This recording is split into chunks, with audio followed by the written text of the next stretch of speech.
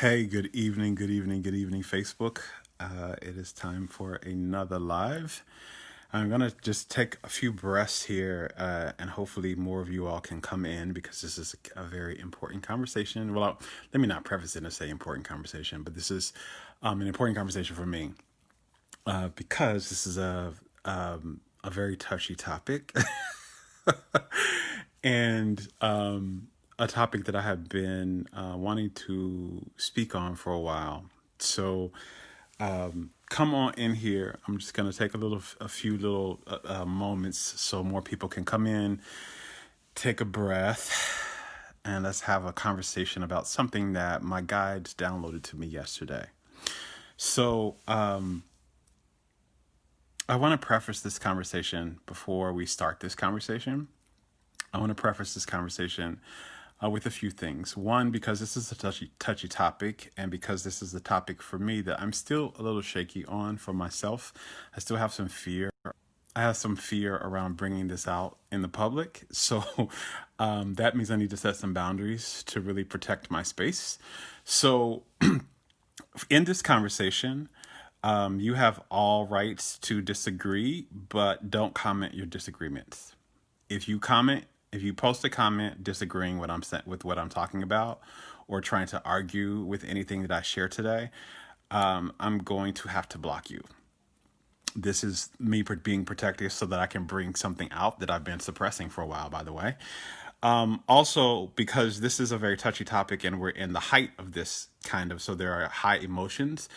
And so you may be easily triggered by something in here, and I'm okay with you being triggered. Breathe, stay. Nothing that is going to be shared here is about attacking. Nothing that is going to be shared today is about blaming. Nothing that I'm going to be talking about is going to be about making anybody wrong. This is about healing. So just to be mindful that you can ask questions. You are free to ask questions. You are free to make comments, but I am not going to do any arguing. I'm not going to do any going back and forth on anything. I just don't have the energy for it whatsoever. So having said that, a few things before we start. One, what the first thing my guys were letting me know about was that I am a teacher. That is big part of my purpose here, and that these lives are my classes. And when I do lives, they're like my classrooms. And so with all classrooms, there are some ground rules and some prerequisites. So I just laid one of the ground rules down that this has to be a very respectful space tonight. Check in with your own triggers, check in with your own emotions, breathe. And this is on all sides of everything for everyone. Also, we're going to be going deeper into understanding consciousness. So in order to really understand what I'll be talking about tonight, you may need to have some experience with consciousness. You may need to have some experience with universal law. And you will need some understanding, just a little bit of some psychology terms. So, so having said all of that, over the past year, my guides have given me, and this is also counting last night, my guides have given me 3 major downloads that have really shifted my understanding of humanity. And I haven't shared either one of those things. One of the reasons why is because I was afraid. I was afraid because a lot of the information that I'm getting is very different than what I'm hearing from anyone else. And I also know that some of the information can trigger. And if, the way the online world is today, you can get attacked from all sides if people don't agree with you. And not just with comments, but people can be in your DMs. Like in the past, I've literally gotten death threats in my DMs. I've had a lot of messages, shaming me, telling me I should die, telling me to go to hell, all that type of stuff. So that has made me afraid to share some of the things that I have gotten from my guides and to speak about it. And also, that there's that child wound of mine that really wanted to belong and really wanted to be liked. And so in order to to protect that belonging and that likeness, I wouldn't share anything that I thought would threaten that. And so this is one of those things. But I have spoken a lot about race relations from the soul's perspective. If you've been following me for a while, I've shared some of this on my page. I used to do a private Facebook group where I had people come in, and me and Jill Prescott would talk about race relations from the soul's perspective. I also did some things with Monique Ruffin, some videos about it. But this is a deeper knowing that I got last night, and I want to share what that was. So bear with me because I'm still processing a lot of that and integrating it for myself. I'm just going to share it, how I heard it, and then speak about some of it. And also, again, it tied into all the other, what I got last night tied all the other two downloads together. So I'll be sharing a little bit about what those other two were, in hopes that we can bring this all in. So again, I am sharing this tonight in hopes that this will help with our healing, because we definitely have a wound around race. And I think with this understanding, what I understood now from what my guides have shared is we've been approaching the healing of it backwards. We've been approaching it backwards. So let's just dive in. And I'm sorry, guys. I'm not at home. I'm sheltering in place at my mother's house, so her Wi-Fi goes in and out, by the way. So if the video is pausing every once in a while, that's why. So here's what they told me last night. And so just a little brief, as an intuitive, I have a lot of psychic gifts. One of them is mediumship. And I have been working with a set of guides for a while now, probably at least 15 years now, at least. When I initially called them the Beloveds, because I didn't really have a name for them at the time, and they didn't really say their name, but it was a feeling, and that's what it felt like. So that's what I would call them. I called them the Beloveds, and I used to channel the Beloveds. I've done some public channeling of the Beloveds in the past. I haven't done any in the past few years. But I used to channel the Beloveds for a while, but I work with them. If you've ever worked with me before, if you've ever been a client of mine, I work with them. They come through in my sessions with people. And every once in a while, they give me guidance for my life, and they'll give me some awareness or some understanding. They don't ever fix anything for me. That's not how guides actually work. But they will lead me to understand some things they may, and I can ask them questions. I'll go back and forth and have conversations with them, and they'll give me deeper awareness, broader perspective awareness on things. And last night was one of those situations where sometimes they'll just pop up out of nowhere and like drop something in my consciousness. And this is what happened last night.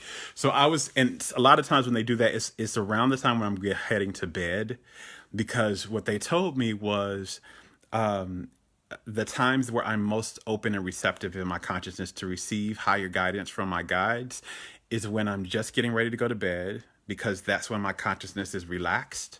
That's when my brain is not in this usual running space, and it's not filled with all my other beliefs or my neurosis or whatever else is going on. Also in the middle of the night, like I would get awakened a lot around 2 and 3 o'clock. And if I get awakened around 2 and 3 a.m. in the morning, I'll usually get a download around that time. And then the third space is like right when I wake up in the morning, like right as soon as my eyes open in the bed, a lot of times I'll get a download in that space. And again, I was told that this is the time for me when my consciousness is at the most relaxed. So, and when my consciousness is the most relaxed, that the frequency is open, and it's higher and it's open, and so they have space to drop something in. But when I'm in my day and I'm thinking about work, or I'm working out, or I'm doing something like that, my brain is active and it doesn't have space to receive something. So this is what was happening last night. I laid down and I got this big download, and I immediately stood up when I got it, because it was like a big whoa. I had never thought about that before, and I had never thought about it like that. And as it was coming down, and as it was coming in, I was like, wow, this makes so much sense. It was like all the pieces started to put together. So here's what it said. Let's just dive straight into it. The first thing that happened, the first part of the download, was it said, and so, oh, by the way, the reason why I had this download is because of the recent things that have happened in the United States. So where the black guy was recently killed by the police wrongfully, and also where there was a white woman in New York walking her dog that called the police wrongfully on a black man. And so I had been thinking about these things, and just kind of looking over and saying, wow, this is, this is still going on. And how can I, my thing is always like, what is the higher message behind these things for us? And how can we evolve to a higher experience of well-being through this as souls? And so that's kind of what I was ruminating over during the day yesterday. I was ruminating over, okay, so what do we need to do as Black folks to heal, and what do we need to do as humanity to heal, and how can we have a higher experience of well-being around race relations? So that was the question that started this. So when the download came in, the first thing that they said to me was that Black folks and white folks, specifically in the West, and by the way, my guys are very personable with me, so they did say Black folks and white folks. They said that Black folks and white folks are having an empath and narcissist relationship. And this is already going to trigger. And so I just want you all to breathe. Trust me, I'm going to walk us through this. This is not about shame, blame, or fault. So take a breath. But what they said was that black folks and white folks in the West are in a narcissist empath relationship. And that is the relationship that our souls chose to have when we came here. And it is really important that we understand this narcissist empath relationship and where we are on that, and what our blind spots are, and what our gifts are, and what in our perspective roles in that, so that we can finally heal this. So let's go deep into this. So the first thing around this to understand is that the soul. So what I said was trigger is a lot of times we have in the West, we have really viewed, and how we've been talking about narcissism. It's really been, it's like he who shall not be named. It's like this demonized word. And so if you get a diagnosis of narcissist, it's really looked at as something is very wrong with you, and that you are a bane to society, basically. The other part of this that my guys were talking about, that from the soul's perspective, they do not agree with at all, is there is a belief in the West that narcissism can't be healed. That if you are a narcissist, you're always going to be a narcissist. And that if you're a narcissist, you're always going to have these toxic behaviors. And also, we look at things also as the empath as this victim. And so that's the narcissistic part. And we looked at the empath as this victim, and this, also they have the kind of this savior complex. And, so let me speak into, before I go into all of that, let me speak to you what they were saying. So they said to me that the Black consciousness, and they're talking about collective consciousness. So there's going to be some differences. So there's not going to be like, this is not a complete, it's more a collective experience. So individually, you can also have some variations and some differences.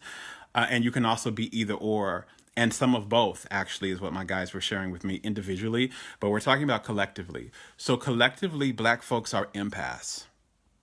And what they said was, and there's a few things they shared around this. So empaths, meaning they are highly sensitive to information, and they are highly sensitive to the experience of oneness.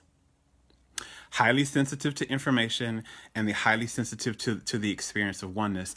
And so how they showed this to me was like, and this is something that I had gotten before, and I talked about in some videos before, but I got a bigger awareness of it last night. So I have been saying for a while that Black people have a higher experience of oneness, because this is why, like, when you see a Black person, walking down the road, you feel connected to them. This is why if you're a Black person and you walk into a room and you see another Black person, you automatically feel a connection with that person, even if you don't know them, even if you've never seen them, even if you're from a different part of the world, you automatically feel like a connection to that person. And not just a connection, but like you care about their well-being, right? But this goes even further. This goes even further than that. And this is something they were sharing with me last night. This is another reason, and I've talked about this before, and I got a bigger awareness of this last night when they were sharing this, was that's also a reason why it's so important. Why I've shared this around why, for Black peoples, when there is violence against the Black person, when a racial violence, that it's not very beneficial to share it on social media, because what ends up happening as an empath is that for Black folks, when you see that other Black person experience violence and harm against their body, you don't see it and you don't experience it as, oh my God, that's a really terrible thing that happened to that person. You experience it as, this is happening to me. This is happening to me. That is me. This is classic empath behavior where you are embodying the emotions and the energy and the experience of other people. This is exactly what happens with Black folks. This is what goes on around the world. This is why also there's this collective experience around this, right? And I'm going to get to all sides of this, right? There's so much to say around this. So stick with me, you guys. I'm just getting pieces and pieces and pieces of this out. So what they showed me was, this is why that happens with Black folks. And they also talked to me about, this is the download I got earlier. This is about 9 months ago. This is the one I was sharing that I got earlier that I hadn't shared before, around empaths and narcissists. The other thing about empaths is, this is not necessarily always something that you're born with. It's not something that you're necessarily born with. Now, some are, but what they shared with me is a lot of times empath is an adaptive behavior. It's an adaptive skill. And what they showed me at this time, they showed me again last night. It was very much like a herd of gazelle. And you have gazelle are like hunted by lions or other predators, and there is a gazelle. There are a few gazelles in the group that are like the lookouts, and they are highly sensitive. And you'll see them, like, they're the ones that, if there's a sound, they're the ones that lift their heads up. And you'll see the other gazelles are like grazing, and they're the ones that lift their heads up and their ears tune out, and they're the hypersensitive ones. And because they're and they develop that hypersensitiveness because they are the ones that have to look out for danger. And they have to look out for danger and threats so that they can be protected, right? And so that they can be safe. And what my guides told me about empaths is, a lot of us become empaths when we have experienced some type of trauma in our life, in our young adulthood, or we grew up in some type of traumatized environment, and we become hypersensitive so that we can be aware of what all is going around in our environment so that we can stay safe. It's like a coping mechanism. Not a coping mechanism. It's like a defense mechanism. It's a defense mechanism, and it's an adaptive behavior. And so what my guides were telling me is that Black people have become empaths because of a lot of the trauma that's happened. We've been super sensitive to everything that's going around, as well as we experience our oneness more. Now, we're all one, by the way. We are all one. We are all one. That is part of what you are as a soul. But empaths experience that oneness a little bit more, and they experience the oneness you experience the emotions, and by the way, I need to preface this. This is also what I'm talking about is unhealed empaths. And this will be a little bit clearer here in a second. So what I'm talking both about is unhealed empaths and unhealed narcissists. So unhealed empaths experience the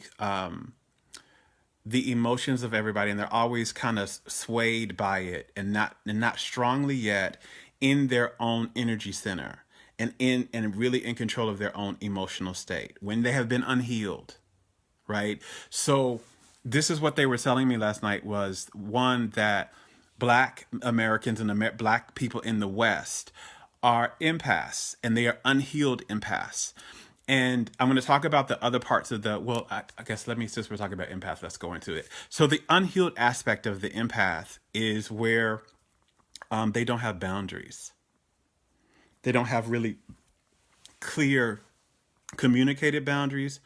honor boundaries, and they don't really, and what I mean by honor boundaries is that there's not consequences for if their boundaries are crossed. So they are constantly, so a unhealed empath constantly moves through life feeling violated. They move through life feeling like a doormat. They move through life people pleasing, also always showing up for other people and not really meeting their own needs. This is the thing that they were showing us about this. And again, I really want to reiterate this part of it. They were saying that, again, the soul chooses its life experience. It chooses it.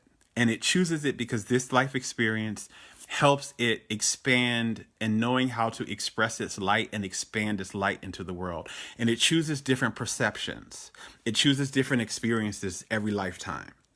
And so the souls that have chosen to manifest in Black bodies have come to experience being empaths, learning how to really ground themselves in their own experience, set their boundaries,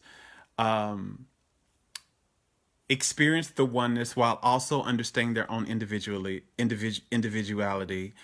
and also alchemize energy. And we're going to talk about that part of it in a second.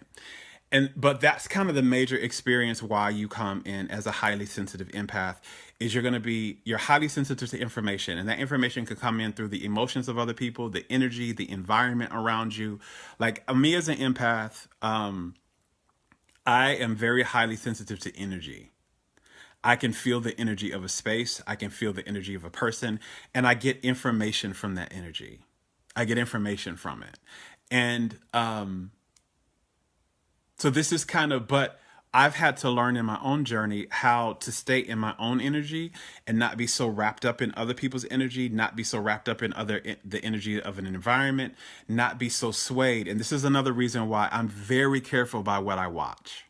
I'm very careful by what I allow myself to see, what kind of conversations I have, because if I'm not really conscious and really making sure I'm in my own energy and I am in my experience, I can easily take on the energy of that, right? I can easily take on that energy of that. This is something that in order for Black peoples to heal around this, we have to start to understand this about ourselves.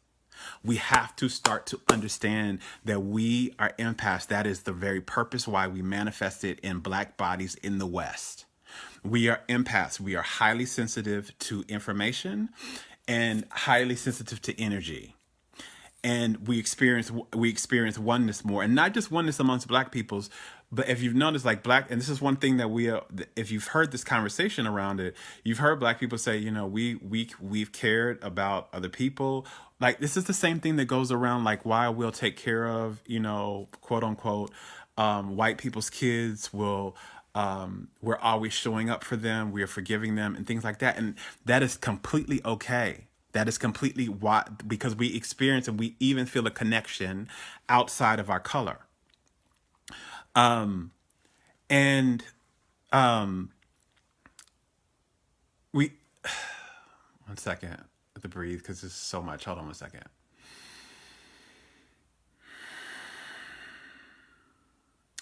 So that's the part of the empath portion of it. But when I say unhealed, what I mean is unbalanced. And this is, so I want to go back and talk to you with this other download that I got. And what the other part that I got around empaths, and I'm going to go over into the narcissist and white collective consciousness in a second. But the other part that I got is that empaths are mostly right-brained dominant. They're mostly right-brain dominant. And I see a lot of you all talking about your connections and your empathy and how you've been getting similar messages, and thank you for that. And by the way, if you all have questions, please post them. If you have questions, a way that it helped me see your question and know it's a question you want me to answer is put hashtag Ask Jerome and then write your question. Hashtag Ask Jerome and then write your question. Okay, so the other download that I got, this was probably sometime in 2019 that I got this download, was around the ego and the soul parts of the consciousness. This is all going to wrap in together, so stick with me here. So this is a world of duality. This planet, this earth dimension, is the dimension of duality. And what that means is there is an appearance of an other.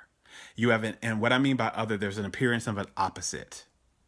So you will come in and have experience of there being somebody else. So I have an appearance of me being Jerome and you being something other than me, right? Although in reality, we are connected. We are the same.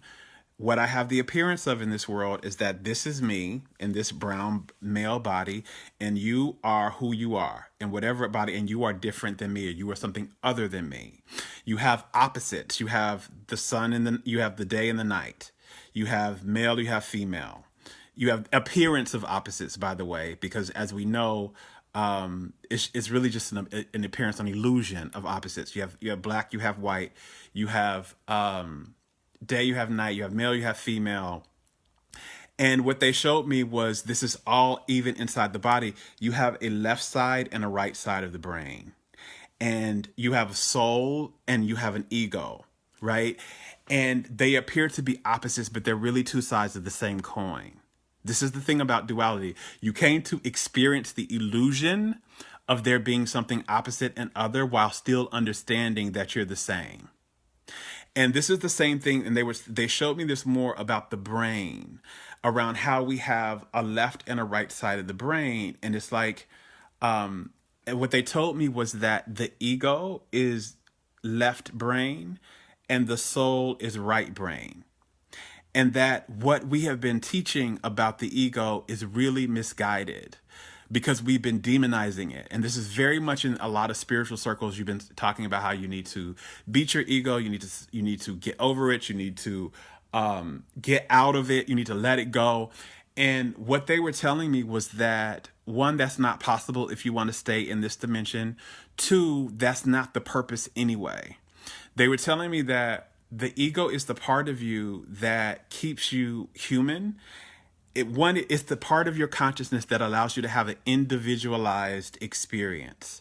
If you didn't have the ego side of your consciousness, you would be in the dimension of oneness, and you wouldn't have a self.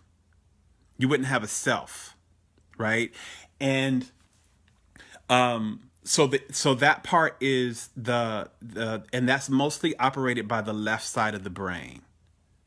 So they were saying the ego is also for being able to set your boundaries, being able to say, this is my space, this is my energy, this is what's important with me, this is not, this is what's okay with me, this is what's not. And your ego is also what allows you to have individualized dreams. Like what your individualized goals and your dreams are, the ego is responsible for that part. The problem is not the ego. The problem is when your ego is out of balance. Just like with the brain, you wouldn't say the right side of my brain is a demon or is wrong. I need to get it out. I need to cut that part of my brain out, right? Because if you cut that part of your brain out, you wouldn't even exist. You would die. It's the same thing here, right? It's the same thing here, but it needs to be balanced. You don't need to be all the way in the left side of the brain or all the way in the right side of the brain. And this is a beautiful example of this was, Dr. Jill Bolte Taylor. If any of you all are familiar with her, she has a book called A Stroke of Insight. She was, a neurologist or a neurosurgeon or something like that. And she had a stroke, and the stroke stroked out the left side of her brain, which was the ego side of the brain. And she had said she had lived most of her life on the left side of the brain. And that's where a lot of our science is from. And you can study a lot of the parts of what the left side is in charge of. And she had it stroked out the left side, and it was completely stroked it. So she didn't have access to it. So she was fully in her right side, and she began to see her oneness with everything. And she didn't have language, because that's the part of the left side of the brain. It's what gives us language. Again, the ego gives you language. The soul speaks in imagery. That's the right side of the brain.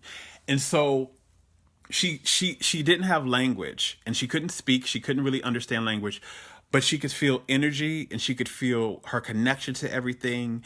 And she understood the greater, grander scale of everything. And it's a great book to read. And you can even Google her and watch her. I think she did a TED Talk about it. You can even watch that TED Talk. But it really shows you how the different sides of the brain work and how they're really connected to the ego and the soul. And what her awareness was how you need to balance the two. You need to be in both. And she realized how she had lived most of her life in the left side and was not aware of this world from the right side of the brain. And how you don't need to live in either side. You need to have a balance. They work together. And this is what my guys have really downloaded into me was that they work together. They must be a fully soul aligned and healed and actualized soul is a soul who is balanced in both sides of the brain and brings that balance out into the world. So they have the ego. And so this is what happens when you are ego out of balance. What ends up happening is you don't see your connection to other people.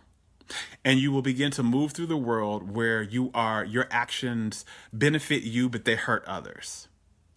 And you will also move through the world in a way where you don't see the magic and the creativity and the spirit of things.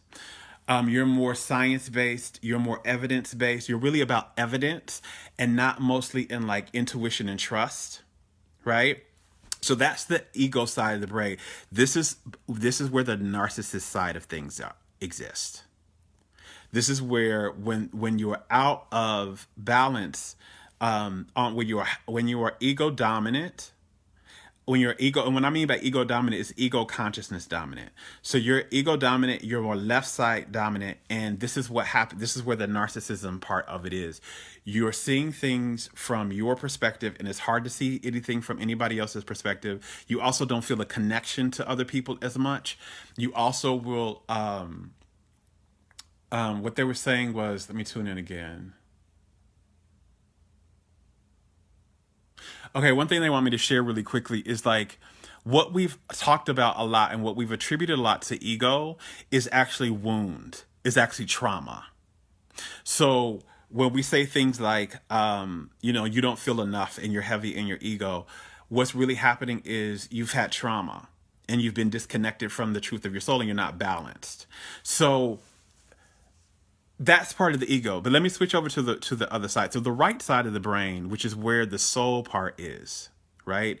This is where the soul consciousness is. So you have ego, the left side. So this is, by the way, if you're seeing me, this is my left side of my face and this is the right side. So if you see me saying left and I'm doing this, that's why. And if you say me right, this is why. I'm also tactile and visual with my learning. So the right side of the brain is where the soul consciousness is. And again, it's not about one is better than the other. They both are equal. Remember, this is the illusion of opposite. They are one and the same. They are one and they work together. So the right side is the soul consciousness.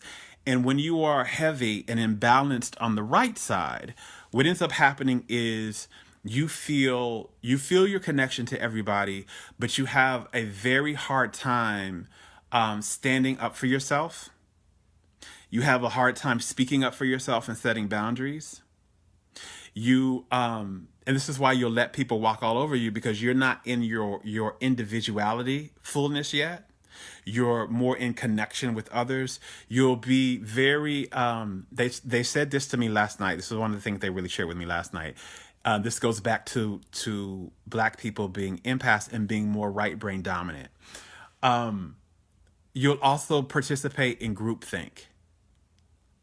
So when you're balanced and so again, your ego consciousness and your soul consciousness are supposed to be balanced. But what's mostly happening for most of us is they're like this, like one is way up here and one is down here, or one is up here and one's down here. And so what happens when your soul consciousness is up here, you may experience the more magical things, the more mystical things. You may be highly creative, but you won't be good with money. And this is why we see a lot of artists and a lot of spiritual teachers and a lot of intuitives and psychics struggle with money. This is a thing that happens across the board because the money part is your ego. That's the ego consciousness. That's the part of you that says, I deserve to be secure. It's I deserve to be cared for. I deserve to be well taken care of and nourished. That's the ego in the left side of the brain that does that. The right side of the brain is about, it's more about we. It's about creativity. It's about the spirit and the intuition and the trust, but also not about like the boundaries and the discernment. And again, this is the left side of the brain. It's like the discernment and the boundaries and the individualism. So how does this all go back? So let me tie all this back. So I had to say that. So again, the ego is on the left side of the brain and the soul is on the right side of the brain. And what I was shown last night was that the collective black consciousness is on the right side of the brain, and the collective white consciousness is on the left side of the brain. And we attract each other. We need each other, because when we come together, we help each other balance and heal. And we haven't been doing that because we haven't been understanding. And we each have gifts. Each side has gifts. So the narcissist. So this is what I wanted to come into, because again, I started this video by saying from the soul's perspective, we have wrongfully been demonizing narcissism.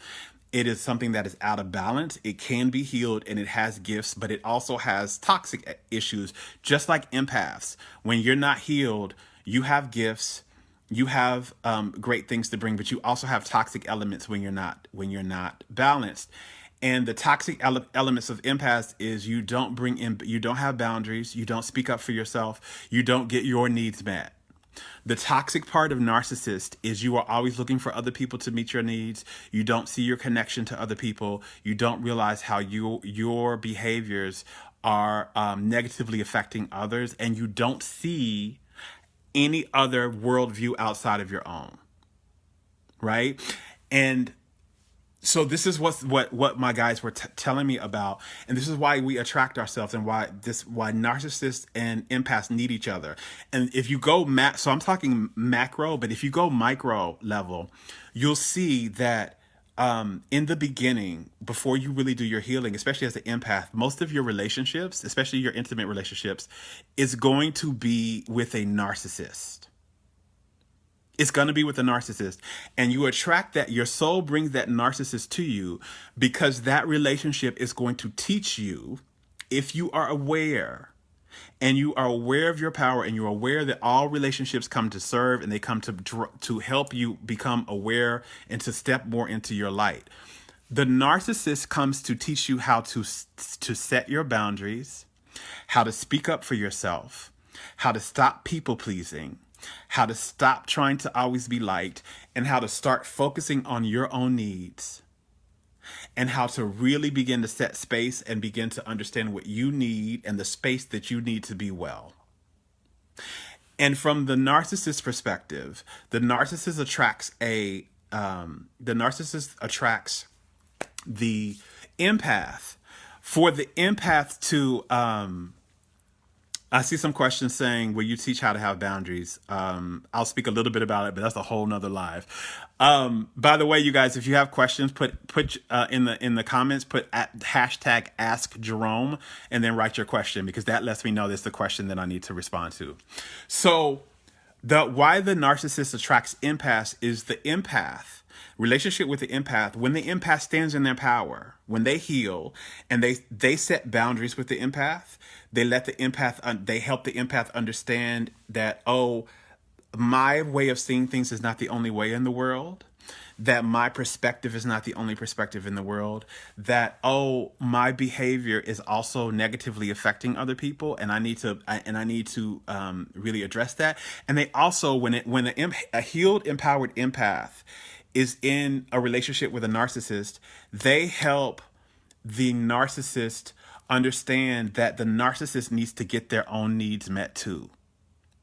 Because a thing that happens with narcissists is that they are always looking for other people to meet their needs as well. That's what it's about, me, and they are always drawing. And this is so what we've talked about a lot with privilege, we've called white privilege, is really white narcissism. And if you look at it, this is something that my guy said yesterday. I was like, okay, wait a minute. You got to talk to me about this, and you got to be with me, because if I get out there and I say white narcissism, the people are going to come from my neck, right? And so what privilege actually is this narcissism. It's a way of saying, of not seeing anyone else's perspective, of not, and again, this is not a wagging and a way of, this is not a fault in a wagging. This is an understanding. This is how we need to, this is the understanding of what has to be healed in here. And so it's a way of not seeing someone else's perspective. If you look at, if you've heard Black people talk about this, you've heard people say that, like, white people will always center the conversation back to themselves. This is where all lives matter came from. That's a narcissist. That's a narcissistic behavior of recentering this. It's a recentering the conversation back to me, right? So here we are talking about there's something going on with Black lives, and Black people are saying, hey, I need to be heard, I need to be seen. And it's saying, instead of that, let's recenter this back to all of us, right? That's a narcissistic behavior. To not be able to sit and see somebody else's experience and let them have that. It's always about bringing it back to me and meeting my needs, right? And the other part that they showed me around this too was that, and again, so narcissism is also, by the way, narcissism is also arises out of trauma. This is something that we haven't talked about a lot. And this is, I was like, okay, wait. They were like, narcissism arises out of trauma. Oh, and somebody also says the gaslighting. Yes, gaslighting is also a classic aspect of narcissism, right? But it's I need to understand that narcissism is a wound. It's an unhealed part as well. So it's about, like, usually they've had something that's happened in their lives where they haven't been getting their needs met. So for narcissists, they had something happen in childhood where their needs weren't met. And so it was like making people meet their needs and making all attention be on me because my attention wasn't on me in some type of form. And okay, wait, I was about to go into another space. Hold on one second. Let me tune back in.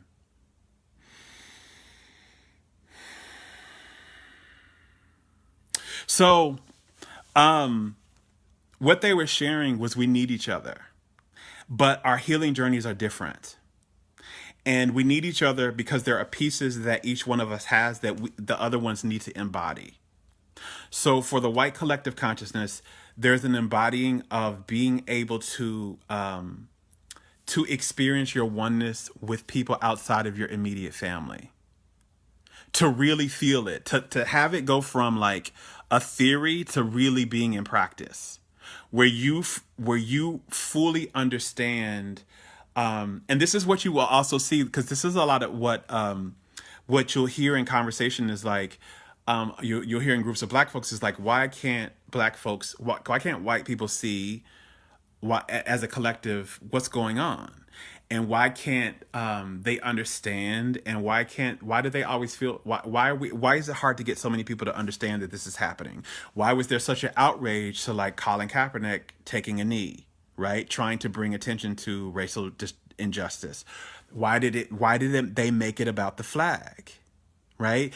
This is exactly what's going on, you guys. This is exactly what's going on in each of our consciousness, right? So the narcissist can't, until they do the healing work of the path for healing on the white collective side is to really come into the oneness and into the right side of the brain.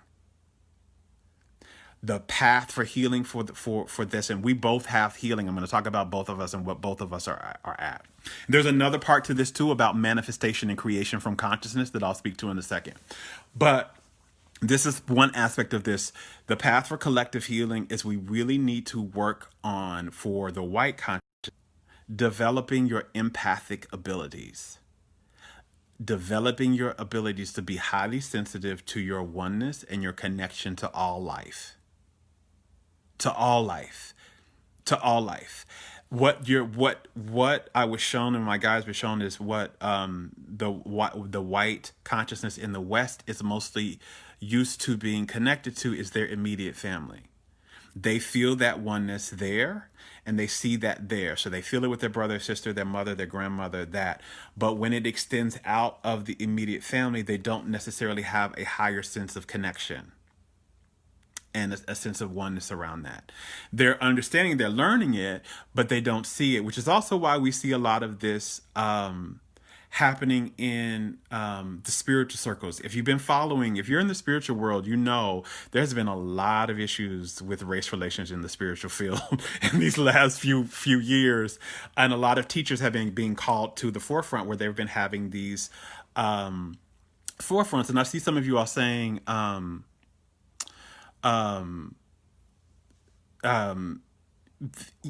yes, because we aren't overly connected to each other.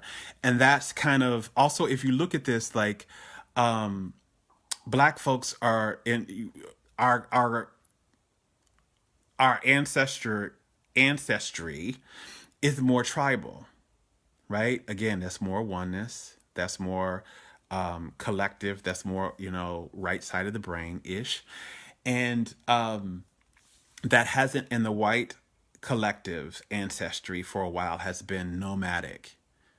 And so there's been a lot of individuality there in the history and traveling the lands. And also, and there's benefits to all of this, by the way. Like I told you, there's gifts in all this because you need the nomadic aspect of your being in order to discover new things.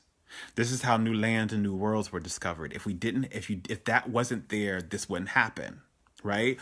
If tribal things weren't happening, we wouldn't have belonging, a sense of belonging, a sense of oneness that we also need. So we need both aspects of these things, and we each need both aspects of that. That's why we need each other. So the empath needs the narcissist because what the empath also learns from the narcissist is how to have an individual life, how to be strong in their individual life and move through the life, meeting their needs, meeting their dreams, and holding their energy in their space and making sure they have what they need to have their well-being. That's what an empath learns from a narcissist. The narcissist learns how to be connected to all of life and to see outside of their own individualized scope and to realize that they are connected to realize their oneness with everything, and that what they do not only affects other people, but what happens to other people affects them. This is something the empath knows. Again, as you see that person, again, if we're speaking black and white relations, as a black person seeing that guy die on the street, I felt like that was me. I felt that in my heart. I felt it, right? I didn't just feel it as, oh my God, poor guy. I felt it like it was happening. Like it was happening to me. It was happening to my mother. It was happening to my brother. I felt it. And this is the oneness. This is the understanding of the soul, that the soul knows that we are all connected. This is something that I learned a lot when I used to do mediumship stuff, and I was talking to souls on the other side, and they would talk about what happens when you have a life review. And this is something that happens when you pass over. When you cross over and when you die in this dimension and you go back to soul, one of the first things that happens, you have what's called a life review, and you review all the pieces of your life. And what you discover, what so many people, so many souls on the other side have told me countless times, is what they saw in their life review is how their choices and their behaviors affected the totality of humanity. It wasn't just like this choice affected me and this person that this choice involved, or this choice affected my immediate family. It affected everybody. Like we were all tied in and woven in this big tapestry, and you can't pull one thread of that tapestry without it affecting all the other threads. And so this is like oneness, right? And this is what the empath is here to experience and to bring to the world. That's the unique gift that empaths have. That's why we come here as empath. We are here to remind the world that we're all connected, and that what you do to me not only affects me, but affects you. And what I do to you not only affects you, but it affects me. And what we do to the planet not only affects the planet, but it affects us. Narcissists come while you manifest and have a narcissistic experience is when a narcissist heals. When a narcissist fully heals, the gift they bring to the world is they teach the world how to truly be human. I need to say this again because this blew my mind when my spirit guides gave me this. It blew my mind because all we ever hear about with narcissism is demonizing them and like they don't have gifts and like narcissist is a bane on society. And what my guys have been telling me is this is so false that once the narcissist heal, I see your question. I'll answer this in a second. Let me see if I can expand it. Okay. They said that once narcissist heals, they are the example and the model of what it means to be human. They feel connected to other people and they have a very strong sense of self because you came to be human to have your understanding of your connection and your soul and also to have a strong individualized experience where you have a strong self in this world. And so that is what narcissists do when they are healed. They exemplify what the soul intended for being human, to understand its connection and to have a strong sense of self. And narcissists are the people who also get a lot done. They get their dreams done. They bring things out into the world. They are the thing. They're like the doers. The empaths are the dreamers. And this is another reason why we need each other, right? When we heal and we're balanced, we really move the world forward because the empaths dream, the narcissists get shit done. And so this is the thing about this, and there's so much more to this. One second, I'm gonna start answering some of your questions here. Okay, so Heather asks, how do you think white people who understand this can try to shift other white people? I have surrounded myself with like-minded individuals and completely avoid others. That doesn't feel right anymore. How can we help narcissists heal? So, one of the things that has to happen is we help each other heal. And the healing is different. And so one thing my guide said is, and somebody said yin and yang, and that is perfect. That is, oh my God, that is absolutely perfect. The yin and the yang, the black and the white, absolutely. Absolutely. And the balance of it is like you have that little dot of black in the white swath, and you have the little dot of white in the black swath. So we need each piece. We each are connected, but we need pieces of each other to each other. That is exactly it. The yin and the yang. So how we heal is this. The first part is there has to be a little bit of a separation because one, we need to understand where our imbalances are.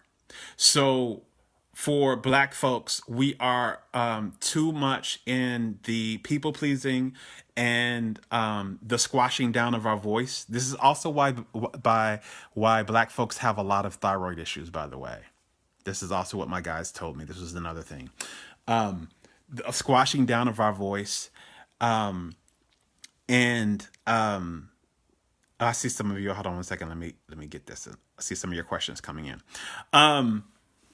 So for Black folks, the squashing down the voice, the setting of boundaries, right? And so a boundary is not just reacting. And this is kind of what a lot of the marches are doing. And I'm not demonizing marches by any means, but the march is like a reacting, right? And the riots are a reaction. But a boundary is a conversation to say, this is not okay. And this is the consequence if this happens again. Now, the consequence doesn't need to be violence, right? But it could be separation. It could be, we're not going to play in your sports. It could be, I can't, like, and this is in every space. Like when they showed me this, it was like, we have boundaries, like sometimes with like the closest friends, but are you setting your boundaries at work? Are you communicating that? This is collectively, by the way, right? And so there is, for the empath, how the empath heals is one, boundaries. Also understanding how to stay inside of your own energy and not be so caught up. And this is another reason why, like, we need to stop sharing these videos. We need to stop doing this. And this is another reason too, because I'm going to talk about, close this with, how these different parts of the consciousness are manifesting. And the big thing for empaths is to learn how to honor your energy, to get your needs met, to stop people pleasing and showing up for other people, and really start to focus on your own self. This is also a reason, another reason, you guys, this just kind of came in right now. This is also another reason why we don't support our own businesses as much. Why Black folks don't support Black businesses as much. This is the wound of not meeting your own needs. And why we're always supporting other people and not really supporting our own selves. That's it. It's being out of balance on the right side, and not being on the left side, which is the ego part, which is not, and the ego is getting your needs met, getting your nourishment in. Right. And so that was part of that.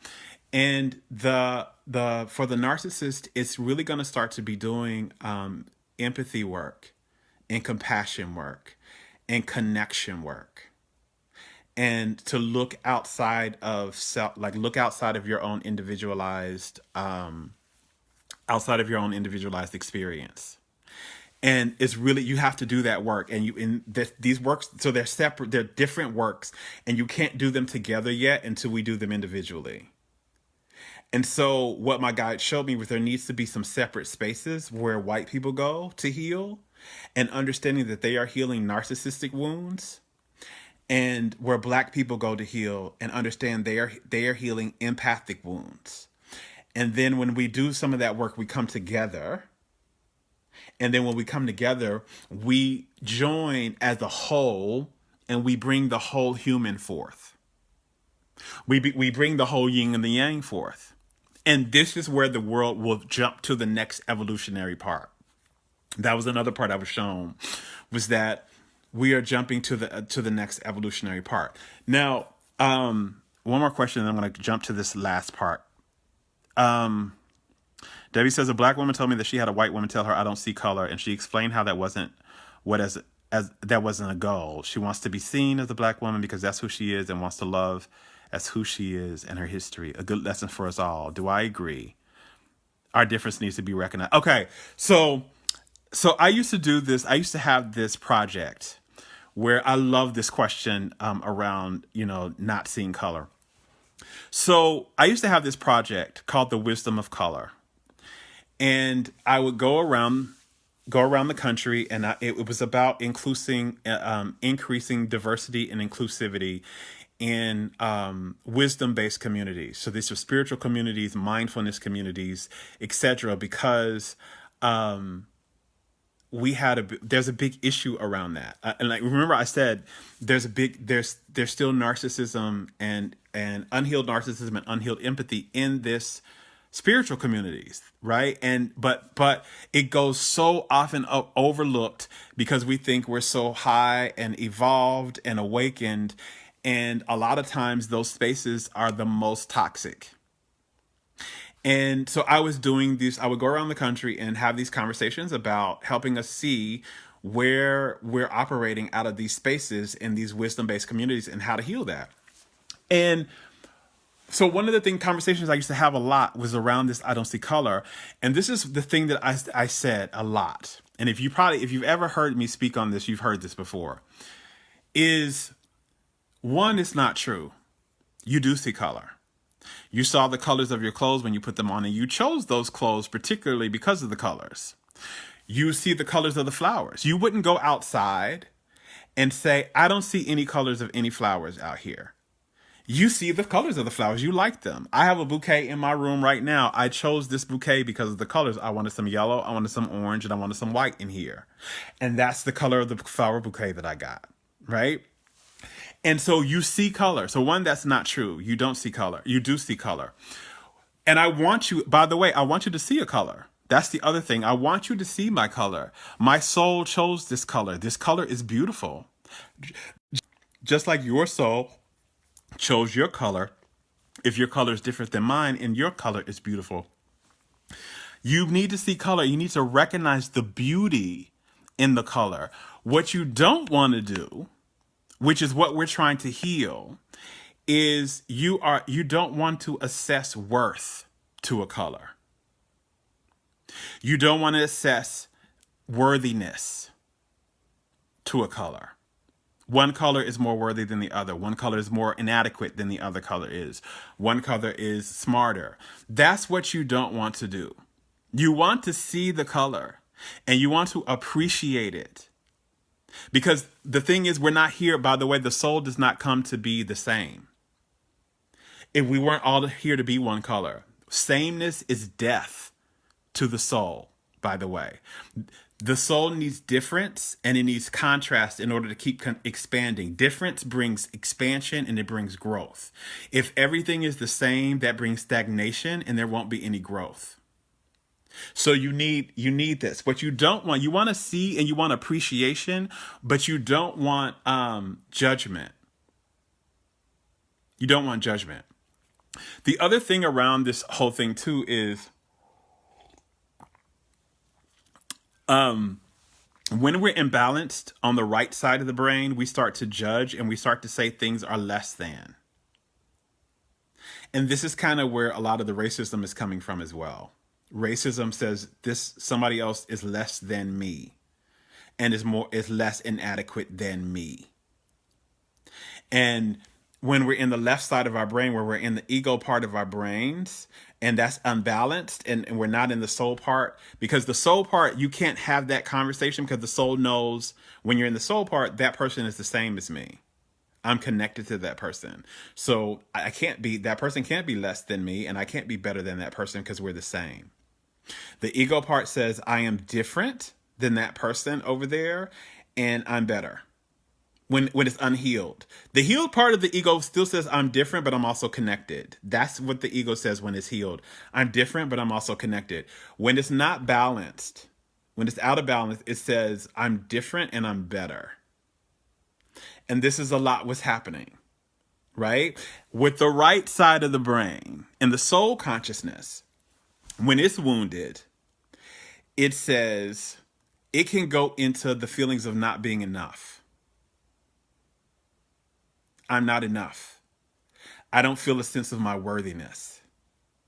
I don't feel a sense of my deservedness. I don't feel a sense of appreciation and acceptance. And so these are also parts of the wounded parts of the brains and the wounded parts of our consciousness. So empaths have a hard time. Unhealed empaths have a hard time feeling worthy. And they have a hard time receiving. Narcissists have a hard time. Unhealed narcissists have a hard time giving and feeling and really seeing equality with other people and being equal. It always has to be about them. So this is what my guides have told me around this. There's a lot more to this. I'll probably be sharing a lot more around this. I really want to dive more into this ego soul consciousness aspect of things, because for a very long time, and I was raised in this too, when I first started my spiritual journey, I was really, really, really in this whole thing about the ego was wrong, and the ego, I need to get away from it, and it's the reason I'm in pain. And not understanding that you can be in your soul and also be in pain. When you're out of balance with your soul, you feel really connected to, but you're not connected to yourself. And you feel connected to everything else, and you can see auras and you can see the chakras, or you can read people's energy, or you believe in the soul and all this, but you're struggling with money. You can barely get your bills paid. People are walking all over you. You're always saying, by the way, empaths always say yes. They have a hard time saying no. This is something that's going really heavy in collective Black consciousness. Is setting boundaries, saying no, not always showing up. Like if you see the things, something that I used to be so confused about is how there'll be some big violation against us, but we still show up.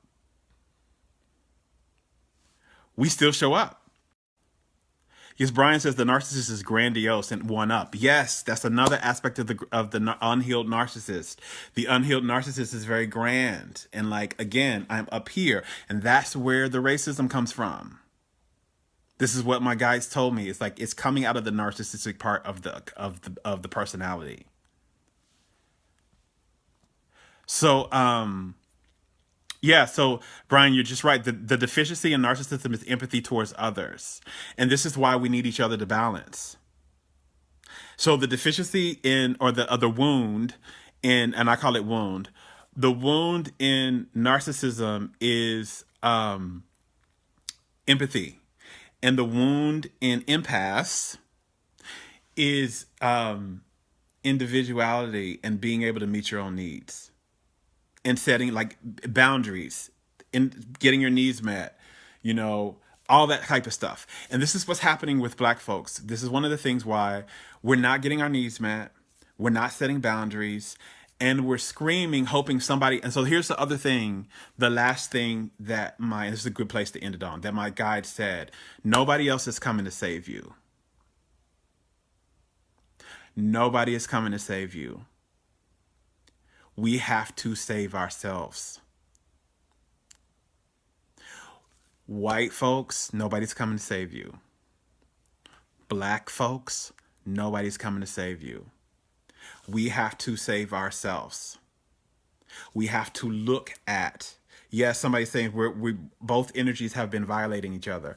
So, and I'll have to speak about this too. I know I said I was going to speak about the creation, what we're creating out of these consciousness. That's a whole nother hour, and I don't feel like, y'all, this is a lot. So I'm going to rest with that, and I'll do that in another video later. But we have to save ourselves. So for Black consciousness, we have to get together, and we have to look at what we need as empaths to be well and healthy and safe in the world. And for our white brothers and sisters, for them, the white brothers and sisters have to get together. And what part of the narcissism do you need to heal? Now, again, you don't need to throw out all of the narcissism. This is a thing that my guys, again, I was like, wait, what? Because this is going against everything that we're being taught, right? We're being taught narcissism is horrible. We need to get rid of it altogether. Again, the aspects of the narcissism where you are able to fully see your individualized self, get your needs met, understand that you deserve to get your needs met, and understand that you are a self that deserves to have an experience in this world. You need to keep that. That is absolutely powerful, and that will absolutely bring forth humanity. But you need to balance that with empathy. It needs to be balanced. And that's with being able to see the oneness with other people. And so this is the work. This is what my guides told me is the real work. We have to increase. So by the way, you guys, when you balance something, from the soul's perspective, you don't bring this down. You always bring the other thing up. So you don't so it's not about suppressing those aspects. This is really important. It's not about suppressing the aspects. So from the soul's perspective, balance doesn't look like, let me bring this down. It looks like, let me raise this part up to meet this. So if I'm high in ego consciousness, I have to raise my soul consciousness up. If I'm high in soul consciousness, I have to raise my ego consciousness up. So this is the part that we need to do. So white consciousness is high in ego consciousness and high in narcissism. So we have to rise up the soul consciousness and the empathy. Black collective consciousness is high in empathy and low in and high in soul consciousness, low in narcissism and ego consciousness, and we have to raise that up. So this is how you balance. This is how you balance. So yeah. So I'm going to be doing some things. I'm going to be doing another video around this because we're also manifesting this. We're also out of consciousness and out of focus and out of what we continue to focus on and things like that. So I'll have to share that part of it later. Also was guided to, just a heads up, I don't have any of this in the works yet, but My guide spoke to me about this also last night, that they want me to offer a online class. It may be 6 to 12 weeks on healing race relations. And so looking at some consciousness shifts, some behavior shifts, and some energy shifts that we can do, both from blacks and also from whites, that we could do to help us heal this in our own selves and heal this collectively. So I'm going to be putting that together. I will probably be offering that this summer. Look out for that. That's coming. As always, my guys sometimes throw a wrench in my whole plans. I had a whole other plans to do. So yeah, somebody's saying, what about the other races, indigenous, Asian, Latino? They also have, so we each come in with different perspectives and different vibrations and frequencies. And they have perspectives and frequencies as well. Some of them is a little similar, but theirs is different.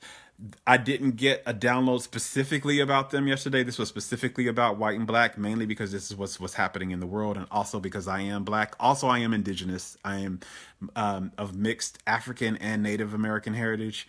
And I will be speaking about that too. But right now, this is the message that I got. And I don't know if I have energy to dive into that stuff tonight, but I will definitely be getting more info about the class. I have to create it. I just got the download last night that was what is being asked of me to offer. So I will be creating that soon. It most likely will start it in the summer.